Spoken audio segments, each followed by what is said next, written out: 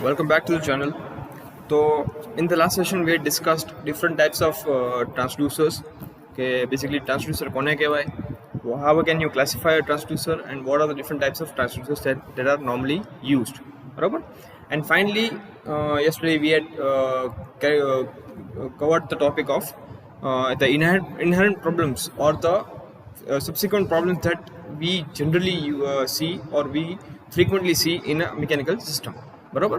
તેની માટે જે અલગ અલગ જે પ્રોબ્લેમ્સ છે જનરેટ થાય છે નોર્મલી કોઈ પણ મિકેનિકલ સિસ્ટમની અંદર, એ આપણે એ બધા પ્રોબ્લેમ્સ અલગ અલગ આપણે બેઝિકલી 6 જોયા હતા, બરાબર. જે નામ અહીંયા આગળ આપેલા છે તમને: kinetic linearity, reflected frictional amplification, reflected inertial amplification, and so on, બરાબર.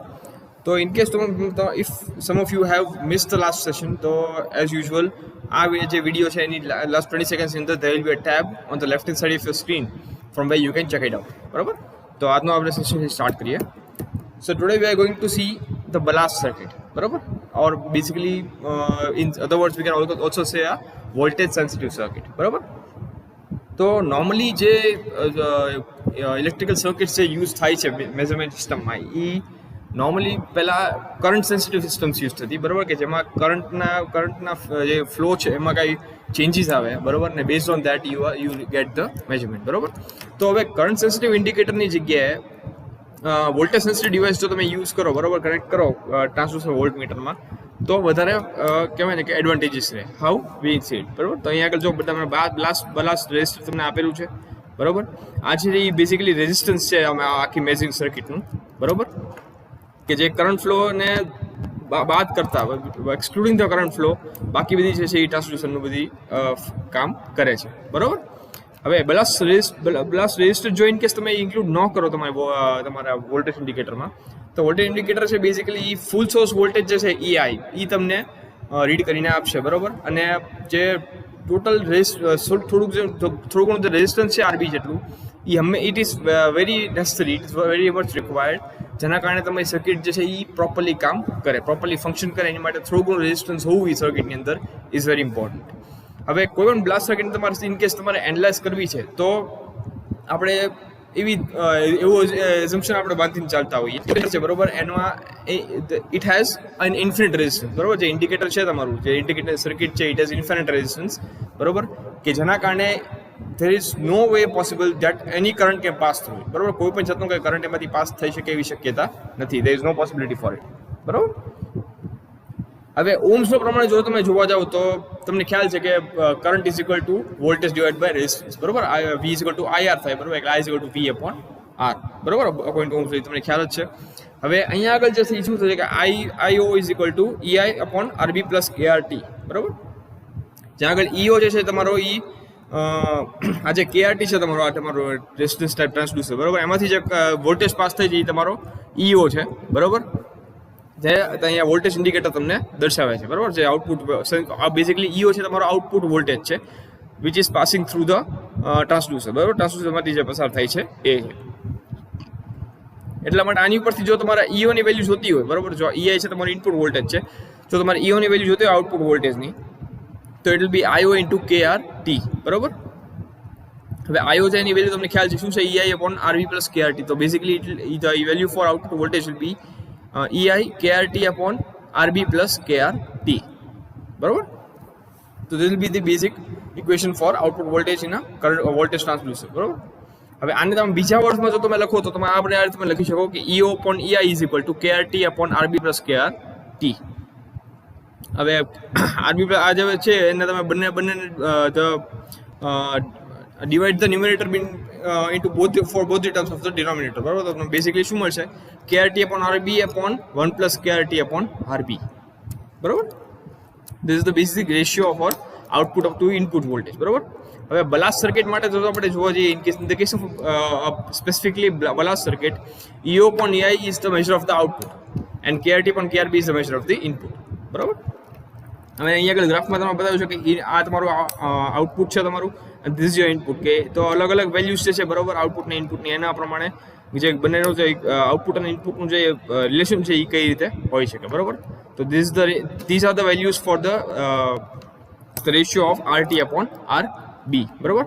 If the ratio is 0.5, 1, 2, So basically, when the ratio increases, RT1 RP increases, the output also increases. બરાબર, આઉટપુટમાં તમારું વધવા માંડે છે.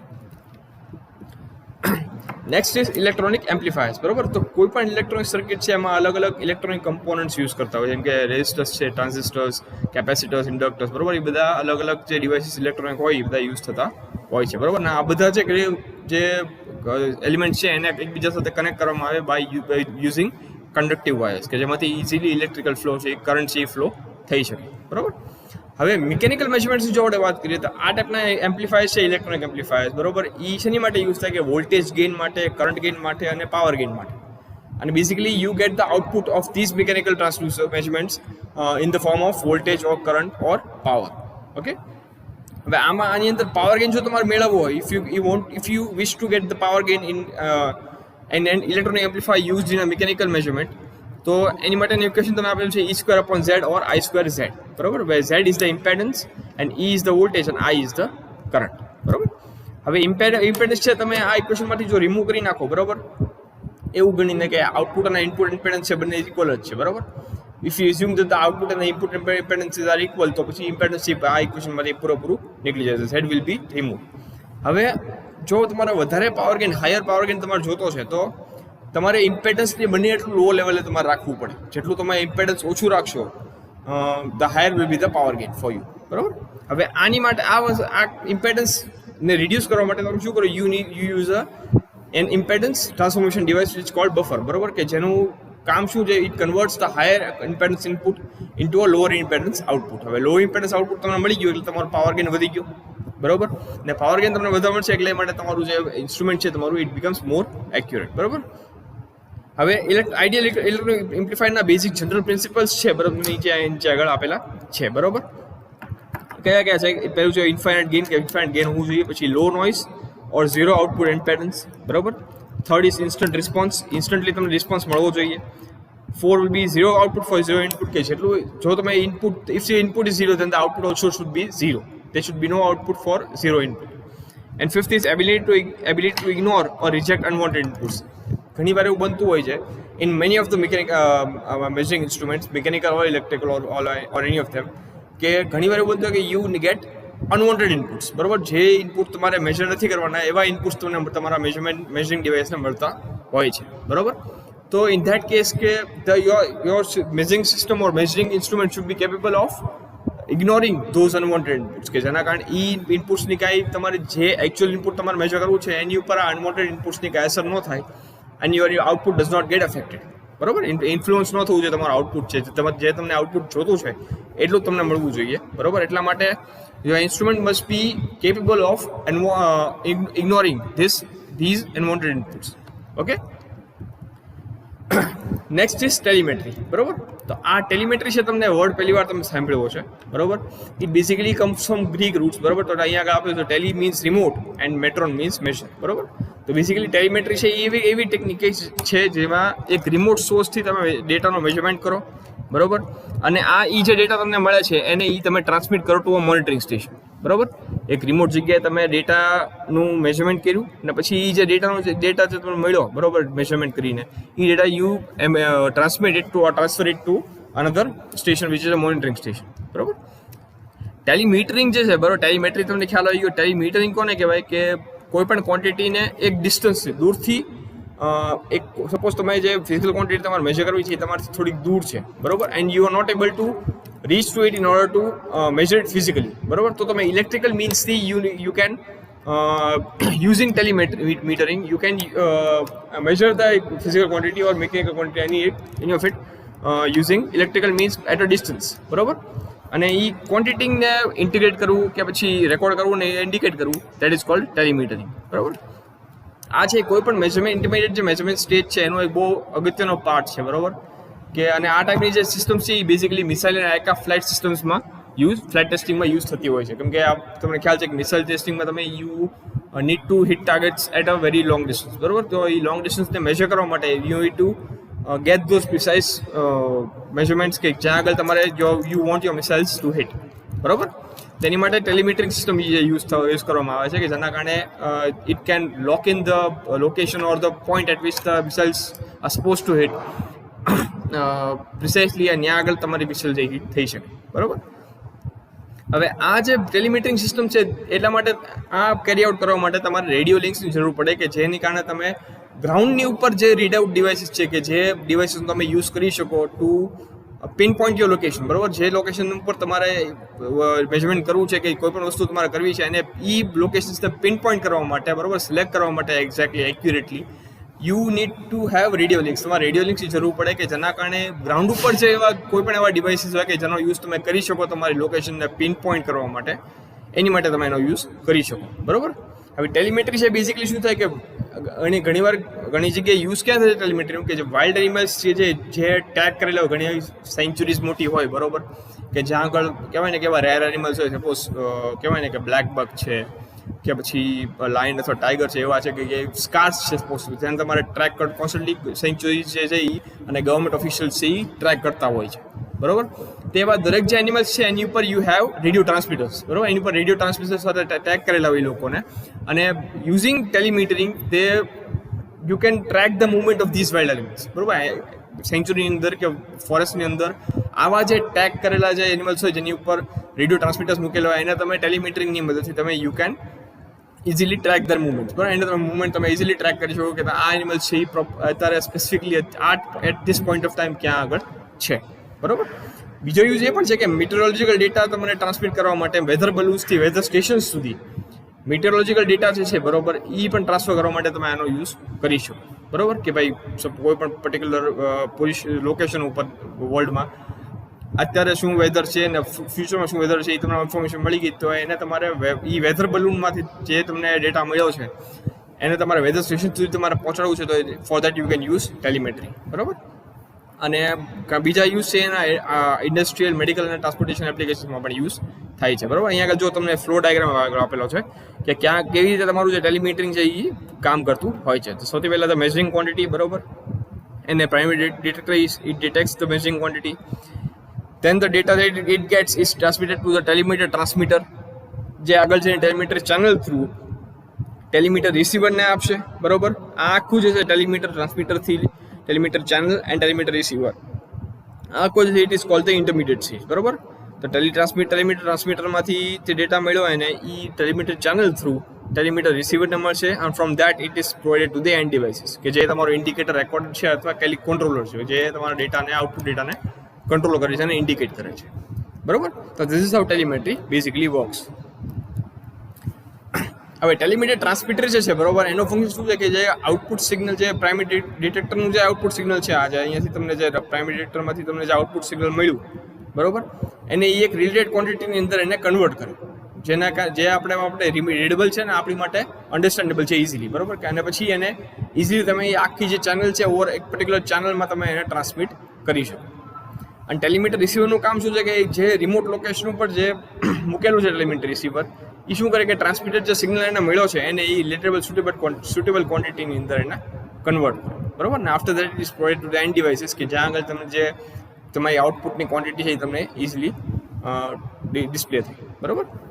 એડવાન્ટેજ શું છે આના કે શોર્ટ ડિસ્ટન્સ મેઝરમેન્ટ માટે બહુ ઇફેક્ટિવ છે, વોલ્ટેજ અને કરંટ તમે ઇઝીલી ટ્રાન્સમિટ કરી શકો, સર્કિટરી જે જરૂર પડે ટેલિમેટ્રી માટે ઇઝ વેરી સિમ્પલ, અને મોટી વેરાયટીના પ્રાઇમરી સેન્સિંગ એલિમેન્ટ છે તમે યુઝ કરી શકો આ ટાઈપના ટેલિમેટ્રીની સિસ્ટમમાં યુઝ કરવા મેઝરમેન્ટ કરવા માટે.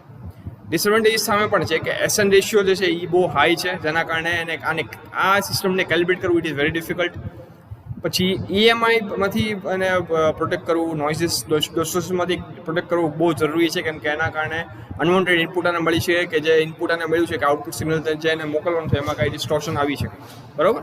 પછી મલ્ટીપ્લેક્સિંગ ડિફિકલ્ટ છે બહુ, બરાબર, કે એક કરતાં વધારે સિગ્નલ્સ સાયમલ્ટેનિયસલી મોકલવા હોય તો એ અઘરું પડી જાય એમાં. અને ફ્રીક્વન્સી રિસ્પોન્સ બહુ લિમિટેડ છે, બરાબર. એટલા માટે ફ્રીક્વન્સી જે પ્રોપરલી મેચ કરવી, જે રેડિયો લિંક્સ તમે યુઝ કરો છો, બરાબર, એની ફ્રીક્વન્સી પ્રોપરલી મેચ થવી જોઈએ વિથ ધ ટેલિમેટ્રી સિસ્ટમ. જો એમાં કાંઈ ચેન્જીસ આવ્યા તો તમારી જે આઉટપુટને જે તમને મળવું જોઈએ એમાં કાંઈ ડિસ્ટોર્શન કે કાંઈ વેરિએશન તમને મળી શકે, બરાબર. તો this is the telemetry system. Next is the cathode રે ઓસિલોસ્કોપ.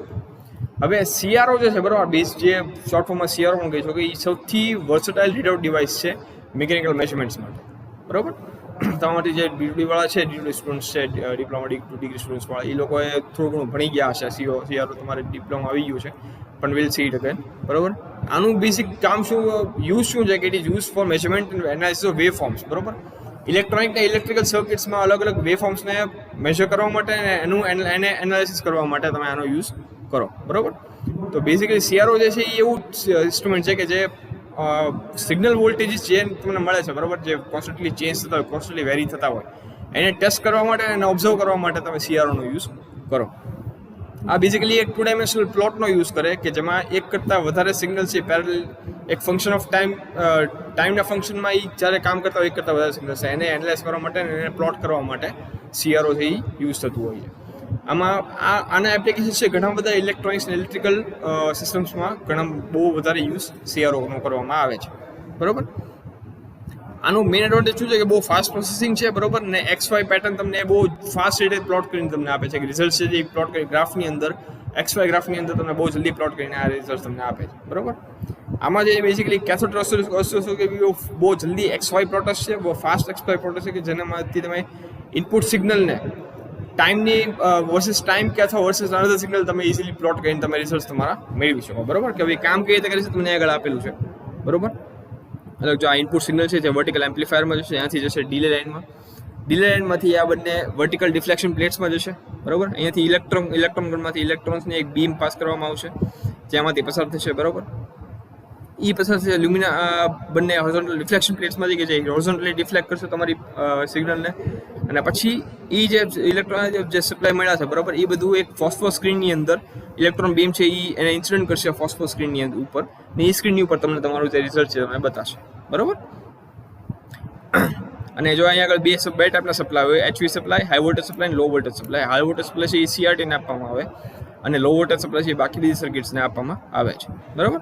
અહીંથી જો વર્ટિકલ એમ્પ્લીફાયરમાંથી જે આવશે ઇનપુટ સિગ્નલ, એને ટ્રિગર સર્કિટમાં, પછી એમાંથી ટાઈમ બેઝ જનરેટર અને હોરિઝોન્ટલ એમ્પ્લીફાયરમાંથી મોકલીને અહીંયા આગળ હોરિઝોન્ટલ રિફ્લેક્શન પ્લેટ્સમાં આપવામાં આવે છે કે જે ઇનપુટ સિગ્નલ છે એને જો અહીંયા આગળ બે એમ્પ્લીફાયર યુઝ કર્યા છે. એક વર્ટિકલ ડિફ્લેક્શન પ્લેટ્સ માટે વર્ટિકલ એમ્પ્લીફાયર અને હોરિઝોન્ટલ રિફ્લેક્શન પ્લેટ્સ માટે હોરિઝોન્ટલ એમ્પ્લીફાયર, કે જે તમારું જે ઇનપુટ સિગ્નલ છે, બરોબર, એને વર્ટિકલી અને હોરિઝોન્ટલી બંને ડિરેક્શન્સમાં એને એમ્પ્લીફાય કરશે અને મેગ્નિફાય કરશે. બરાબર.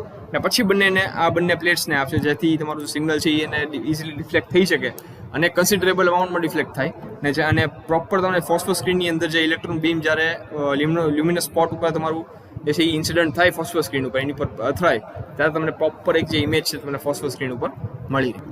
બરાબર.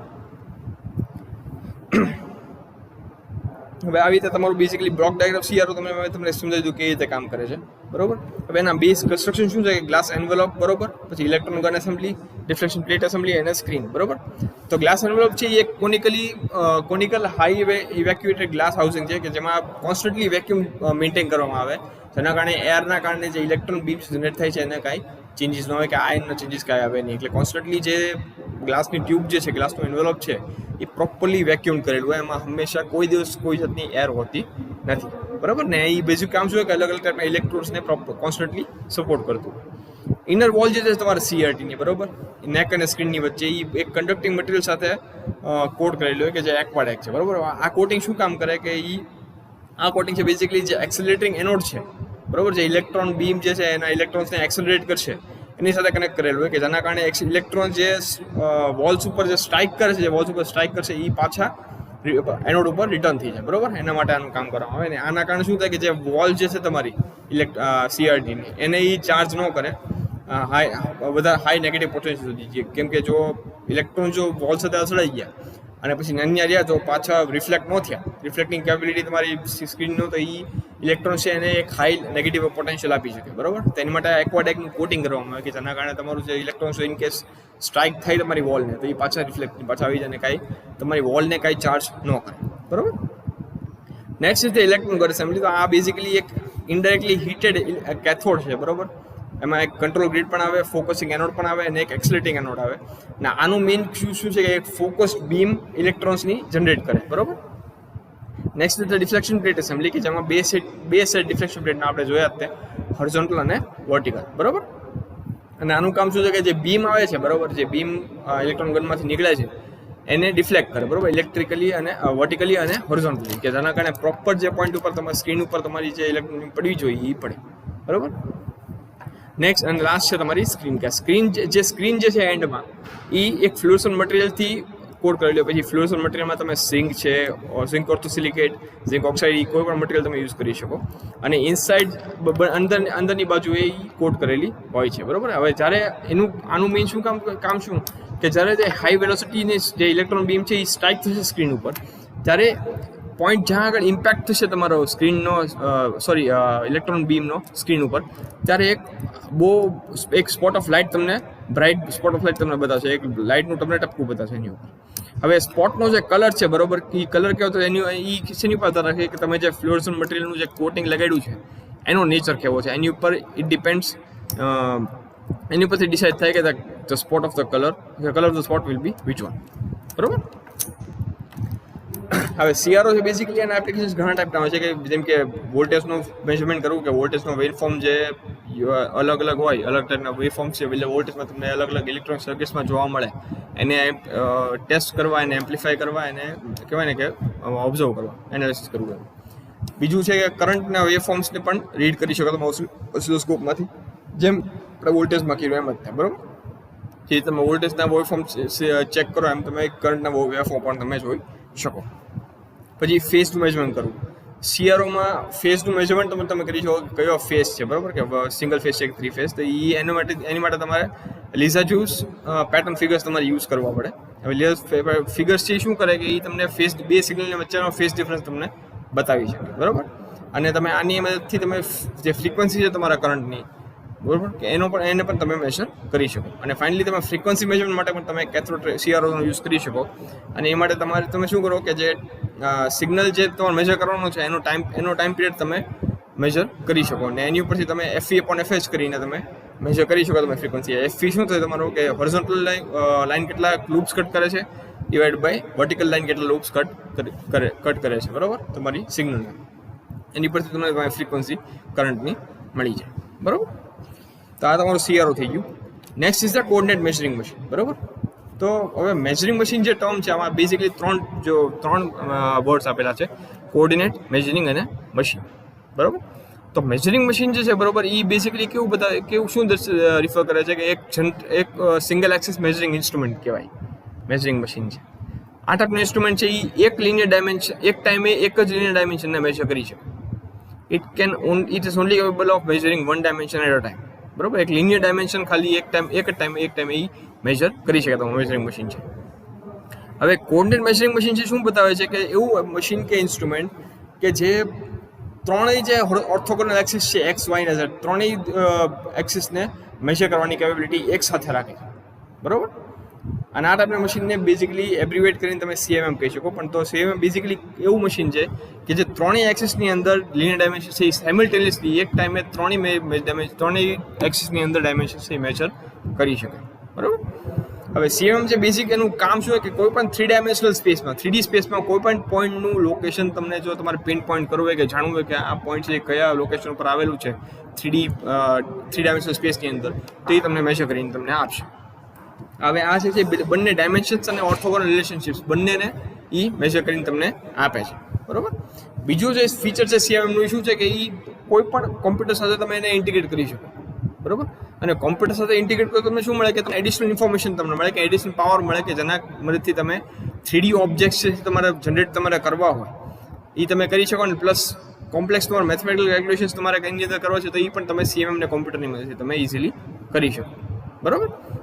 અને કોમ્પ્લેક્સ ઓબ્જેક્ટ જો તમે કોમ્પ્યુટર સાથે CMM ને તમે ઇન્ટિગ્રેટ કરો તો કોમ્પ્લેક્સ ઓબ્જેક્ટ્સને તમે બહુ ઇઝીલી ડાયમેન્શનલી ઇવેલ્યુએટ કરી શકો, વધારે બહુ જલ્દી કરી શકો અને પ્રિસાઇઝલી તમે બહુ એક્યુરેસી સાથે તમે એને કરી શકો. હવે સૌથી પહેલું જે બેચ આવ્યું હતું CMM પ્રોટોટાઇપ્સનું, બરાબર, એ યુનાઇટેડ સ્ટેટ્સમાં દેખાણું હતું 1960s ની અંદર બનાવવામાં આવ્યા હતા, બરાબર. પણ જે મોડર્ન CMM છે, મોડર્ન જે વર્ઝન છે CMM એ 1980sમાં શરૂ થયા, બરાબર. અને એ શાના કારણે થયું કે જે કોમ્પ્યુટર ટેકનોલોજીને જે રેપિડલી જે ડેવલપમેન્ટ થવા માંડ્યું એના કારણે CMMની પણ વર્ઝન છે વધારે અપગ્રેડ થઈ ગયા, બરાબર. હવે CMMનું જે પ્રાઇમરી એપ્લિકેશન છે, પ્રાઇમરી જે યુઝ છે એ છે ઇન્સ્પેક્શન માટે, બરાબર. હવે આના જેટલા ફંક્શન્સ છે CMM મશીનના, બરાબર, એ મોટા ભાગે એક કોમ્પ્યુટર સાથે કનેક્ટ કરીને કોમ્પ્યુટર થ્રુ એ કેરી આઉટ કરવામાં આવે છે, બરાબર. એટલા માટે આને ઇઝીલી તમે સિમ સાથે કોમ્પ્યુટર ઇન્ટિગ્રેટ મેન્યુફેક્ચરિંગ છે એન્વાયરમેન્ટ, એની સાથે તમે ઇઝીલી એને તમે ઇન્ટિગ્રેટ કરીને તમે યુઝ કરી શકો, બરાબર. હવે આનું જે પોટેન્શિયલ છે, બરાબર, એક મેઝરિંગ મશીન જેવું મશીનના રૂપમાં એ બહુ અલગ અલગ કન્ડિશનથી તમે એને ઇઝીલી તમે એક્સપર્ટ એને કરી શકો કે એનો યુઝ કરી શકો. એમાં ક્યાં સૌથી પહેલું છે મલ્ટિપલ ફીચર્સ, કે જેટલા ફીચર્સ વધારે હોય છે ડાયમેન્શનલ ને જોમેટ્રિક, બરાબર, એટલી વધારે સારી વેલ્યુ તમને સીએમએમ આપશે, બરાબર.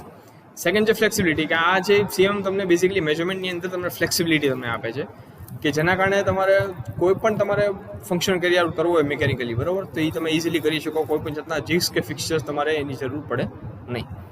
નેક્સ્ટ છે ઓટોમેટેડ ઇન્સ્પેક્શન, કે જ્યારે પણ તમારે ઇન્સ્પેક્શન કરવાની જરૂર પડે, બરાબર, એક ફૂલ્લી ઓટોમેટેડ એન્વાયરમેન્ટની અંદર ફૂલ્લી એવું ઇન્ડસ્ટ્રી હોય કે જેમાં ફૂલ્લી ઓટોમેટેડ હોય, ફૂલ્લી સીએનસી મશીન્સ ને બધી જેટલા ઇક્વિપમેન્ટ્સ યુઝ થાય બધા ફૂલ્લી ઓટોમેટિક હોય, તેમાં તમારે જો ઇન્સ્પેક્શન કરવાની જરૂર પડે તો તમે ઇઝીલી સીએમનો યુઝ કરી શકો, બરાબર. અને ફોર્થ છે હાઈ યુનિટ કોસ્ટ, કે જો તમારું તમે કોઈ ઇન્ડસ્ટ્રી ચલાવતો અને એમાં રિવર્ક અને સ્ક્રેપિંગનો જે કોસ્ટ છે ખૂબ વધારે છે, બરાબર, તો એના માટે જે સીએમએમ છે એ બહુ સિગ્નિફિકન્ટ ફેક્ટર બની જાય, કે જેના કારણે તમને ઇઝીલી તમને પ્રોવાઈડ કરી શકાય એના બીજા અલગ અલગ નીડ્સ કે સ્ટેપ્સ કે જેનીમાંથી તમે તમારું રિવર્ક અને સ્ક્રેપિંગ છે તમે એ કઈ રીતે ઘટાડી શકો, બરાબર. હવે સ્ટ્રક્ચર જે છે એ તમને એ છે કે ફિગર પ્રમાણે આપેલું છે, અલગ ટાઈપના તમને આપેલા છે. બેઝિક જે વર્ઝન છે સીએમનું એમાં 3 એક્સિસ આપેલી હોય છે અને ત્રણેય મ્યુચ્યુઅલી પર્પેન્ડિક્યુલર ડિરેક્શન્સમાં આપેલા હોય છે, બરાબર. એટલે જે વર્ક જે વોલ્યુમ છે તમારા સીએમની અંદરનું એ હંમેશા ક્યુબોઇડલ છે, બરાબર. ક્યુબોઇડ લોકોને જે કોઈ પણ તમે રેક્ટેંગલ ડ્રો કરો પછી એમાં 3D તમે કહેવાય ને કે એક્સટેન્ડ કરી નાખો, એક્સટ્રુડ કરી નાખો તો તમને જે શેપ મળે, બરાબર, એ તમારો ક્યુબોઇડ થઈ જાય, બરાબર. તો વર્ક એક્સિસ છે, વર્ક જે સ્પેસ છે તમારા વર્ક વોલ્યુમ જે છે તમારા સીએમનું એ ક્યુબોઇડલ શેપનું છે. એની અંદર તમને એક કેરેજ આપેલી હોય કે દરેક એક્સેસ માટે આપેલી હોય, દરેક એક્સેસ માટે ઇન્ડિવિજ્યુઅલ તમને કેરેજ આપેલું છે કે જે એક સપરેટ મોટરથી ડ્રાઈવ કરવામાં આવે છે. હવે સેકન્ડ એક્સિસની જે સ્ટ્રેટ લાઇન મોશન છે એ તમારી ફર્સ્ટ એક્સિસ સાથે ગાઈડ થતી છે અને થર્ડ એક્સિસ છે એને ગાઈડ કરતું છે તમારી સેકન્ડ એક્સિસ, બરાબર. એ રીતે દરેક એક્સિસ છે એની સાથે એક precision measuring system individual precision measuring system connect કરેલી છે કે જે દરેક એક્સિસને કહેવાય ને કે સાયમલ્ટેનિયસલી પ્રિસાઇસલી મેજર કરતી હોય છે, બરાબર.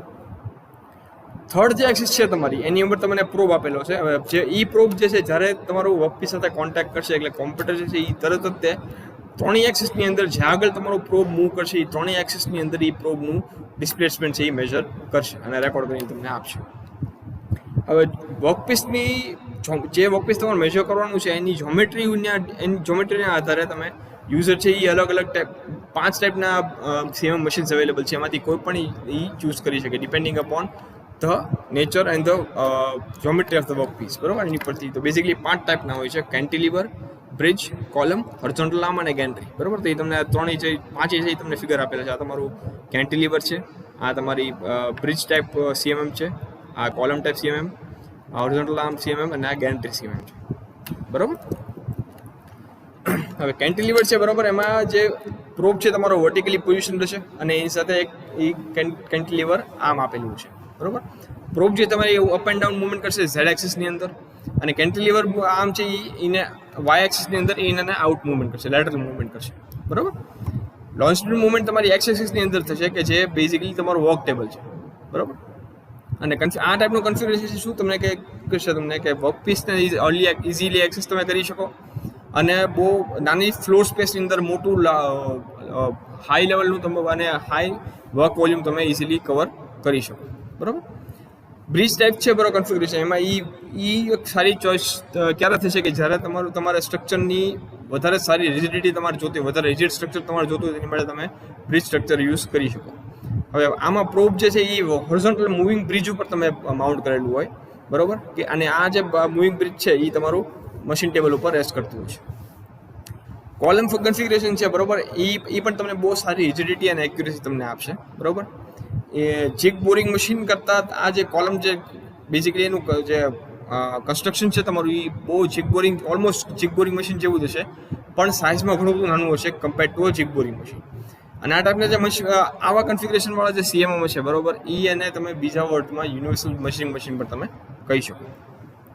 Next is the horizontal arm configuration. તો આ ટાઈપના કોન્ફિગરેશનની અંદર જે પ્રોબ જે ફરીથી હોરિઝોન્ટલ એક્સિસમાં આપેલું છે, પ્રોબ એસેમ્બલી છે એ પણ એક વર્ટિકલ એક્સિસની અંદર પણ અપ એન્ડ ડાઉન મુવમેન્ટ કરી શકે.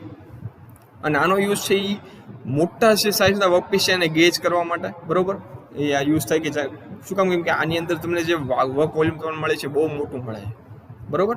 અને આને તમે બીજા વર્ડ્સમાં તમે લેઆઉટ પણ તમે કહી શકો. અને ફાઇનલી ધ ગેન્ટ્રી કન્ફિગરેશન. આ ટાઈપના સીએમની અંદર જે વર્કપીસનો સપોર્ટ છે, બરોબર, એ એક્સ અને વાય એક્સિસમાંથી સાવ ઇન્ડિપેન્ડન્ટ હોય છે, બરોબર. બંને એક્સિસ, આ જે એક્સ ને વાય બંને એક્સિસ છે, બરોબર, એ બંને ઓવરહેડ હોય છે. અને 4 વર્ટિકલ કોલમ જે ફ્લોર ઉપર મૂકેલો એની સાથે બંને સપોર્ટ કરેલા હોય છે, એક્સ અને વાય એક્સિસ તમારી આની અંદર. ઓપરેટર છે એ, બરોબર, એ પ્રોબની સાથે સાથે આગળ વધશે, બરોબર. જે ઓપરેટર છે જે સીએમ યુઝ કરતું હોય એ પ્રોબની સાથે સાથે મૂવ કરી શકે છે આગળ વધતા, બરોબર. અને એ છે આ એટલા માટે આ ટાઈપનું જે ગેન્ટ્રી છે એ બહુ મોટી સાઇઝના વર્કપીસ હોય, બરોબર, કે જ્યાં આગળ તમારું કહેવાય ને કે તમારે કોન્સ્ટન્ટલી તમારા પ્રોબ સાથે મૂવ કરવાની જરૂર પડતી હોય, જસ્ટ ટુ સી કે પ્રોબ છે પ્રોપરલી જે ડિરેક્શનમાં મૂવ થવું જોઈએ પ્રોપર એ ડિરેક્શનમાં મૂવ થાય છે કે નહીં, બરોબર, ને કોન્સ્ટન્ટલી કોન્ટેક્ટમાં છે કે નહીં, એની માટે તમે ગેન્ટ્રી ટાઈપનું કોન્ફિગરેશન તમે યુઝ કરી શકો. જેમાં તમે સપોઝ યુઝ કરતા હો તો you can walk along with the probe, કે જેના કારણે તમે પ્રોબ ઉપર કોન્સ્ટન્ટલી ધ્યાન રાખી શકો.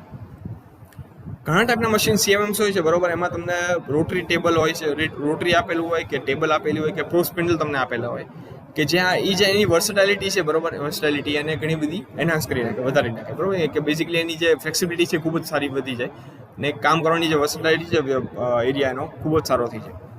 હવે વર્ક સ્પેસ છે જે તમારી અલગ અલગ જે એક્સિસની ટ્રાવેલ સાથે લિમિટ કરેલું છે, બરોબર, કે બેઝિકલી એની બાઉન્ડ્રી કહીએ છીએ કોઈ પણ સીએમની અંદર, કે જે એની એક્સિસ છે એ ક્યાં સુધી મૂવ કરી શકે એનાથી એની બાઉન્ડ્રી બનેલી હોય છે, બરોબર. અને એને કહેવાય વર્ક એન્વેલપ.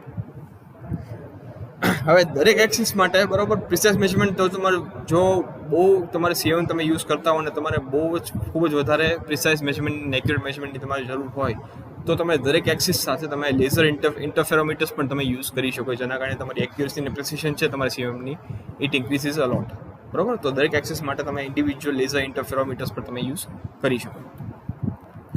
વર્કિંગ કઈ રીતે કરશે તો કોઈ પણ સપોઝ તમારે 2 હોલની વચ્ચે તમે ડિસ્ટન્સ મેજર કરવું છે તો તમે વર્કપીસ છે એને ટેબલ માઉન્ટ કરો અને ત્રણેય મ્યુચ્યુઅલી પર્પેન્ડિક્યુલર જે એક્સિસ છે એક્સ વાય ઝેડ, બરોબર, એ ત્રણેયના મેજરિંગ સ્લાઇડ સાથે તમે એને અલાઇન કરી નાખો.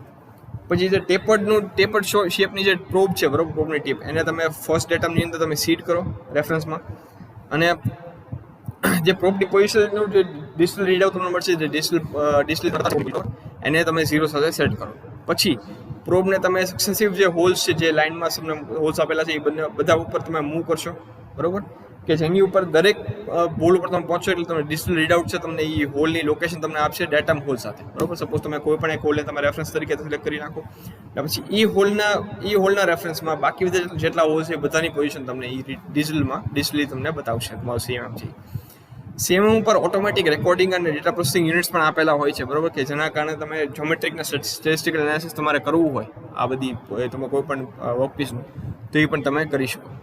સ્પેશિયલ સીએમએમ જે યુઝ થાય છે એની અંદર મશીન છે જેમાં અલગ અલગ પાર્ટ્સના અલગ અલગ ફીચર્સ પણ તમે મેજર કરી શકો, જેમ કે કોન્સ છે, સિલિન્ડર્સ, હેમિસ્ફિયર્સ, એની તમારે સર્ક્યુલારિટી છે, બરોબર, પછી રેડિયસ છે, એવી બીજા એવા ફીચર્સ છે કે જે નોર્મલ સીએમએમમાં તમે યુઝ લિનિયરલી તમે મેજર ન કરી શકો, તો એની માટે તમારે સ્પેશિયલ સીએમએમનો યુઝ તમે કરી શકો, બરોબર. હવે એડવાન્ટેજ આપણે જોઈ લઈએ તો સીએમએમ છે બેઝિકલી એક બહુ ક્વિક ઇન્સ્પેક્શન મેથડ છે કે જેને તમે એક્યુરેટ મેજરમેન્ટ સાથે તમે કપલ કરી શકો. પછી હ્યુમન એરર્સ છે મેજરમેન્ટના સ્ક્રેપના સેટઅપની અંદર અને મેજરમેન્ટની અંદર હ્યુમન એરર્સ છે આની અંદર તમને જોવા ક્યાંય નહીં મળે, કેમ કે ફૂલી ઓટોમેટિક મશીન છે તમારું. આને તમે અલગ અલગ પાર્ટ કન્ફિગરેશન તમે ઇન્સ્પેક્ટ કરવા માટે યુઝ કરી શકો, જેમાં તમારો ચેન્જ ઓવર ટાઈમ છે તમારો, બરોબર, એ બહુ ઓછો થાય એની અંદર.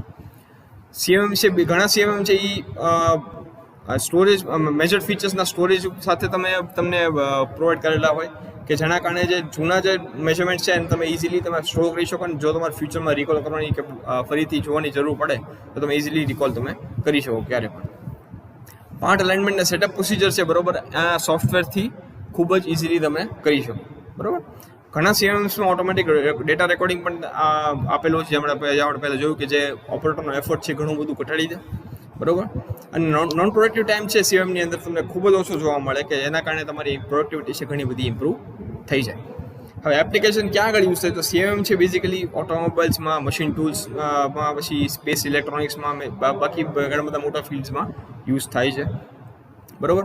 પછી NC મશીન્સની ડાયમેન્શનલ એક્યુરેસી મેજર કરવા માટે પણ તમે યુઝ કરી શકો, કે જેમાં NC મશીન છે તમારું જે વર્કપીસ કોઈ પણ બનાવ્યું હોય ન્યુમેરિકલ કંટ્રોલ મશીનની અંદર, તો અલગ અલગ પ્રોડક્શનના સ્ટેપ્સ ઉપર એનું તમારે જો કોન્સ્ટન્ટલી તમારે મેજરમેન્ટ તમારે કરવું હોય, ડાયમેન્શન ચેક કરવું હોય, તે પણ તમે ઇઝીલી કરી શકો, બરાબર. કે અને આ તમને ટાઈમ પણ તમારો બહુ વધારે ન જાય, એમ કે આની જે સ્પીડ છે મેજરમેન્ટની ખૂબ વધારે છે.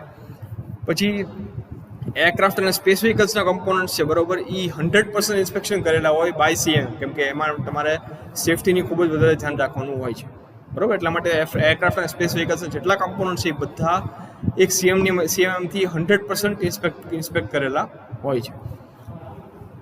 પછી અલગ અલગ ગેજીસ કે ટેસ્ટ ઇક્વિપમેન્ટ, તમે કે અલગ ટૂલ્સ છે જેની મદદ તમે મેઝરમેન્ટ કરતા હો કે ચેક કરતા હો, તમે ગેજિંગ કરતા હો, તેને ચેક કરવા માટે, બરાબર, અને એનું ઇન્સ્પેક્શન કરવા માટે તમે આનો યુઝ ઇઝીલી કરી શકો. અને CMMનો બીજો યુઝ તમે કહેવાય ને કે અલગ અલગ કમ્પોનન્ટ્સ છે જે ટોલરન્સ લિમિટ્સની અંદર આવતા હોય એનું પેરિંગ કરવા માટે, બરાબર, એની માટે પણ તમે ઇઝીલી યુઝ કરી શકો. તો સ્ટુડન્ટ્સ, આજનો વિડીયો આપણે અહીંયા સુધી રાખીએ. જો તમને આ વિડીયો ગમ્યો હોય તો please like the video, share with your friends. જો કાંઈ તમને કાંઈ ડાઉટ રહી ગયો તો please write down in the comment section બિલો.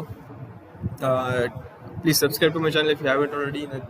દર વખત વિડીયો જેમ કે આ વિડીયોમાં પણ કહીશ કે corona virus it has risen again from the dead, બરાબર. ફરીથી કેસીસ છે it has they have increase drastically, બરાબર. તો સાથે બિકોઝ ઓફ દેટ સરકારે જે છે એ ગુજરાતની અંદર 20 સિટીઝની અંદર નાઇટ કર્ફ્યુનું જે નિયમ છે એ લાગુ કર્યો છે. તો I request all of you two please follow the night curfew rules, બરાબર. 8 વાગ્યા પછી ઘરની બહાર ના નીકળતા, સવારે 6 વાગ્યા પહેલાં ઘરની બહાર ના નીકળતા. તમારા ઘરમાં જો કોઈ કોઈ વ્યક્તિ હોય વિચ હેઝ એજ ઓફ 45 ઓર મોર, તો પ્લીઝ એમને કહેજો કે વેક્સિનેશન કરાવી લે. It is completely safe. કોઈ જાતનો કાંઈ ખતરો નથી, કાંઈ થ્રેટ નથી, બરાબર. તો એમને કહેજો કે વેક્સિનેશન કરાવી લે. તમે લોકો જરૂર પડે તો જ ઘરની બહાર નીકળો તો માસ્ક કરીને નીકળજો, સેનિટાઈઝરની બોટલ સાથે રાખજો. ઘરે આવો એટલે તરત જ સાબુ અને પાણીથી 20 સેકન્ડ સુધી હાથ ધોજો. બાકી ઠંડો ખોરાક ને ઠંડા કોલ્ડ ડ્રિંક્સ છે હમણાં અવોઇડ કરજો ટુ અવોઇડ ગેટિંગ સિક, બરાબર. ગરમ પાણી લેજો, ગરમ ખોરાક લેજો.